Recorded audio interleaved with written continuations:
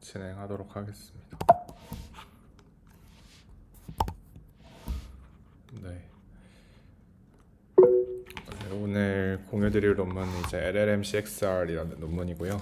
이번에 아이클레어 24년도에 나왔고 예종철 교수님 연구실에서 나온 페이퍼입니다. 그래서 이제 LLM을 가져와서 이제 CXR 이미지 인풋을 받을 수 있는 멀티모달 모델의 형태로 좀 바꿀 수 있게 한 거고요. 그 현경님 하셨던 그 유니엑스젠이랑 전체적으로 비슷한데 그 디코더 부분이 LLM으로 바뀌었다고 생각하시면 될 것 같습니다. 그래서 간단하게 말씀을 드리면 먼저 라바는 잘 아시는 분도 계실 것 같긴 한데 간단하게 리뷰를 좀 드리면 이제 라바라는 모델은 23년도 누립스에 이제 비주얼 인스트럭션 튜닝이라는 논문 제목으로 나왔었어요. 그래서 이제 프리트레인드 이미지 인코더랑 LLM을 가져와가지고 이제 둘 사이를 이어줘서 이제 어떤 멀티모달 처리가 가능한 형태로 파인 튠을 해주는 거고요. 최근에 뭐 인스트럭블립이나 미니 GPT-4 같은 모델들도 좀 비슷한 맥락이라고 생각을 하시면 될 것 같습니다. 그래서 이제 여기 보시면은 프리트레인드 비전 인코더랑 랭귀지 모델을 가져와서 프리즈를 시켜놓고요. 그리고 이제 경우에 따라서 이 랭귀지 모델은 뭐 풀 파인 튠이나 로라 파인 튠 같은 것도 모두 가능한 상태로 냅둔 채로 이제 요 비전 인코더에서 나오는 아웃풋을 리니어 프로빙 해줄 수 있는 이 MLP 레이어만 학습하는 식으로 라바에서는 진행을 했습니다. 그리고 뭐 블립 같은 경우는 뭐 큐포머 같은 걸 이용해서 러너블 토큰을 만들어준다든지 뭐 그런 방법도 제시가 됐고요. 그래서 어쨌든 요지는 이제 프리트레인드 비전 인코더랑 LLM은 가급적 최대한 프리즈해 놓은 상태에서 이제 먼저 이 줄 사이를 이어주는 상당히 라이트웨이트한 요 부분만 이렇게 학습을 해준다는 것이고요. 대신에 이제 이 과정에서 이제 보통 데이터셋 같은 경우는 이미지랑 거기에 해당하는 캡션밖에 없으니까 이제 그거 외에도 이제 다양한 이미지에 대한 이해를 도울 수 있는 VQA 데이터셋을 만들어주게 되고요. 그래서 이제 예를 들면은 이제 GPT-4 같은 모델을 활용을 해가지고 이미지랑 GT 캡션이 있으면 GT 캡션의 내용으로부터 이제 GPT-4를 통해 이제 다량의 VQA 데이터를 생성을 해서 요거를 트레인을 해주게 됩니다. 그래서 이제 이 논문의 제목이 비주얼 인스트럭션 튜닝인 거고요. 그래서 예를 보시면은 이제 이런 그라운드 트루스 캡션이 이런 식으로 있고 뭐 경우에 따라서 박스도 있을 수 있겠죠. 데이터셋에 따라서는. 그래서 보통은 이렇게 이미지랑 뭐 캡션이랑 박스 같은 이런 그라운드 트루스 데이터밖에 없는데 이제 이걸 활용해서 이걸 GPT-4 같은 데다가 태우게 되면은 이제 뭔가 이런 캡션 내용을 바탕으로 질의응답 데이터셋이라든지 아니면 조금 더 이거를 에 대한 세부 내용들을 묻는다든지 아니면 리즈닝이 가능한 그런 VQA 데이터셋을 좀 다량으로 합성을 시킬 수가 있고 이걸 바탕으로 이제 모델을 학습시킬 수가 있습니다. 혹시 더 진행해도 괜찮을까요? 네네. 네네. 그래서 이 LLM CXR 같은 경우도 마찬가지로 이런 비주얼 인스트럭션 튜닝을 이제 CXR 데이터셋에서 하겠다는 거고요. 그거를 이제 LLM으로 가져와서 하겠다는 겁니다. 그래서 이제 그 현경님 유니엑스젠처럼 이제 VQGen으로 먼저 트레인을 시키게 되고 트레인을 시키고 나면은 이제 어떤 이미지가 들어왔을 때 그거에 대한 그 토큰들을 이제 코드북에서 가져와서 이렇게 표현을 시킬 수가 있으니까 그 여기서 나오는 이 비주얼 토큰들을 활용해서 이제 아까 봤던 비주얼 인스트럭션 튜닝 데이터셋과 결합해가지고 이제 다양한 걸 만들어낸 다음에 예를 들면 뭐 리포트를 써줘 뭐 아니면 플루럴 리퓨전이 있어 뭐 아니면 이런 다양한 세트들을 만든 다음에 이제 거기에 대한 답을 맞추도록 다량의 인스트럭션 데이터셋을 만들어서 이제 CXR 태스크에 적용한다고 보시면 될 것 같습니다. 네, 그래서 디테일을 지금부터 말씀드리려고 하는데요. 혹시 진행해도 괜찮을까요? 네. 네네. 그래서 아까 말씀드린 것처럼 이제 먼저 VQGen을 이제 학습을 시켜서 인풋 이미지를 인코더 디코더 아키텍처에서 리컨스트럭션 하도록 하게 하고요. 먼저 이렇게 프리트레인 되고 난 다음에는 프리즈 시키고 이제 여기서 나오는 비주얼 토큰들을 밑에 인스트럭션 파인 튜닝해서 이용을 하게 됩니다. 그래서 VQGen 잘 아시겠지만 이제 인코더랑 디코더가 있으면은 인코더에서 인코딩된 이 임베딩에서 이제 각각의 이제 패치나 픽셀에 대해서 이제 코드북으로부터 유사한 이제 그 임베딩을 가져와 가지고 이런 식으로 퀀타이제이션을 해주게 되고요. 이렇게 퀀타이제이션된 아웃풋을 이제 다시 디코더에 태워가지고 오리지널 이미지를 리컨스트럭션 하도록 학습을 하게 됩니다. 그렇게 되면은 이제 어떤 이미지가 들어오더라도 이제 코드북에 예를 들면 0번부터 n-1이니까 총 n개의 임베딩이 있다고 하면은 요 이미지 리프레젠테이션을 n개의 코드북으로 이제 퀀타이제이션 해가지고 표현을 할 수가 있게 되겠죠. 그래서 이걸 바탕으로 아까 말씀드렸듯이 인스트럭션 데이터셋을 만들고 여기서 이제 VQGN의 이미지 토큰과 함께 LLM에 넣어주게 됩니다. 그래서 여기 보시면은 뭐 이제 리포트에서 이미지를 만들게 할 수도 있고요. 그래서 아니면은 반대로 이제 어떤 VQA를 하게 할 수도 있고요. 그렇고 이제 인스트럭션 데이터셋 생성에는 이제 라마2 13B를 썼다고 되어 있고요.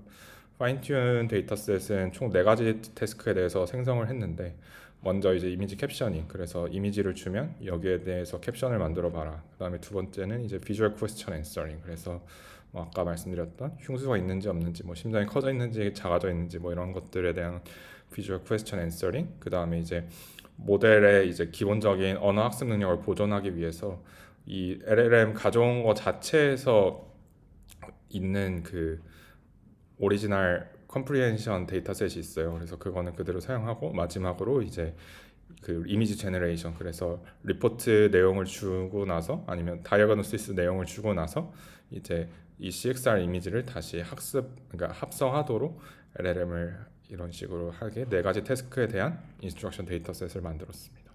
그렇고 LLM 같은 경우는 이제 돌리 버전 2 3빌리언을 사용을 했고요. 이거를 이제 풀 파인 튠, 그래서 그냥 프리즈나 뭐 로라 파인 튠 안 시키고 그냥 완전히 다 풀 파인 튠하게 했고, 사실은 이게 저자가 제 아는 분이라서 이것저것 여쭤봤는데 일단은 돌리 3B를 쓴 이유는 뭐 라마2 7빌리언이 이유는 알 수 없지만 본인들 GPU 환경에서는 그 VRAM 때문에 올라가지를 않았다고 하고, 풀 파인튠 같은 경우는 로라 파인튠 했을 때 성능이 잘 안 나와서 풀 파인튠으로 했다고 얘기를 했습니다.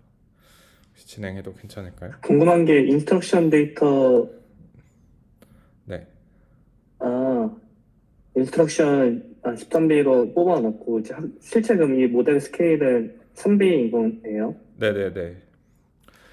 아, 네, 알겠습니다. 그리고 원래도 인스트럭션 데이터셋 처음에 만들 때 GPT-4를 아마 썼다고 들었는데요. 그 리뷰 제출할 때는 그 리뷰어들이 이제 미믹 데이터 GPT-4에다가 넣으면 안 된다는 부분을 지적을 해서 라마2로 전부 다 바꿨다고 들었습니다. 네, 진행해도 괜찮겠죠? 그래서 네네. 아까 말씀드린 것처럼 이제 라마2를 활용을 해가지고 이런 예시를 만들 수 있는데요. 예를 들면 이미지랑 이제 그라운드 트루스 리포트가 있다고 하면은 그라운드 리포트 내용을 이제 라마2에다가 넣어가지고 이런 식으로 다양한 VQA 데이터셋의 내용들을 만들 수가 있고, 이걸 바탕으로 아까 봤던 그 돌리 버전 2를 학습을 시키게 됩니다.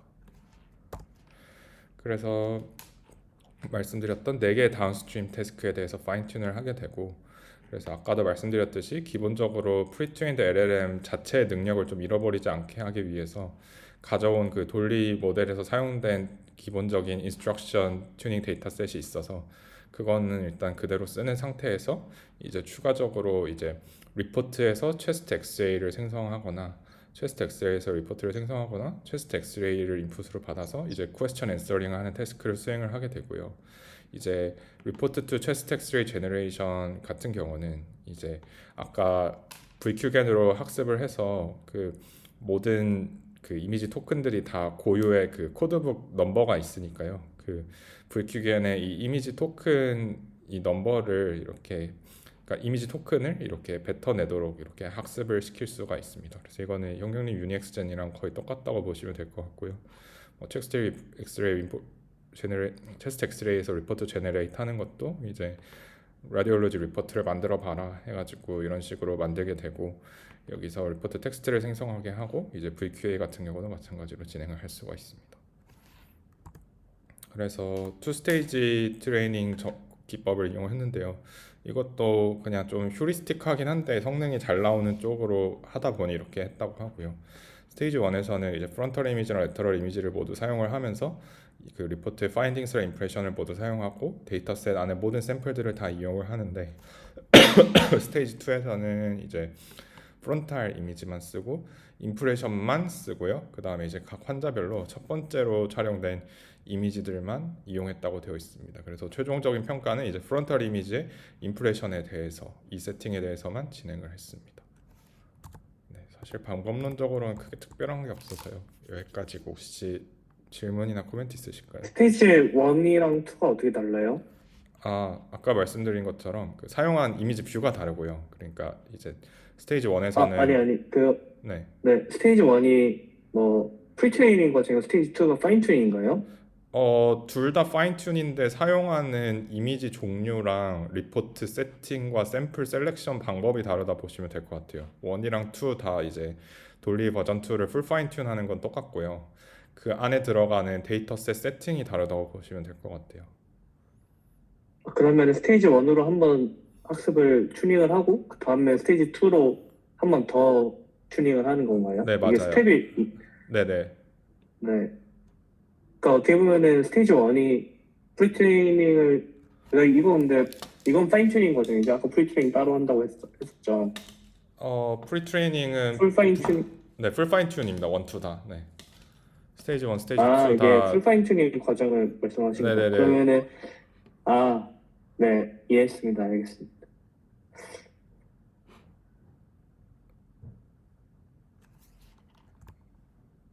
네, 진행해도 되겠죠? 네.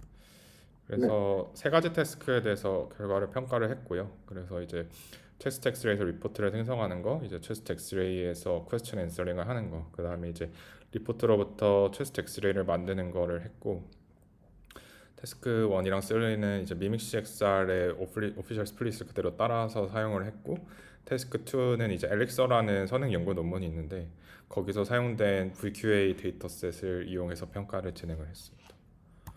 그래서 먼저 체스 엑스퍼트 레이블에 대해서 거기 카테고리가 13개인가 14개 있잖아요. 그래서 각각의 카테고리별 예측 정확도를 측정을 했고요. 그래서 AOROC랑 F1 스코어를 측정을 했을 때 이제 LLM CXR이 다른 베이스라인들에 비해서 더 좋았다 이런 내용을 담고 있고, 이제 이런 그 에너지 매트릭이라 그러죠. 그래서 블루 스코어나 뭐 루지 스코어, 메테오 사이더 같은 것도 다 비교를 했고, 사실 이거는 좀 네, 그 서플에 들어가 있기도 했고 처음에 제시를 안 했다고 들었어요. 근데 보면은 뭐 큰 차이까지는 아닌데 이런 사이더 스코어 같은 경우는 좀 퍼포먼스 갭이 확실히 큰 것 같습니다. 근데 블루 스코어 같은 경우는 오히려 베이스라인보다 안 좋은 경우도 많이 있었고요.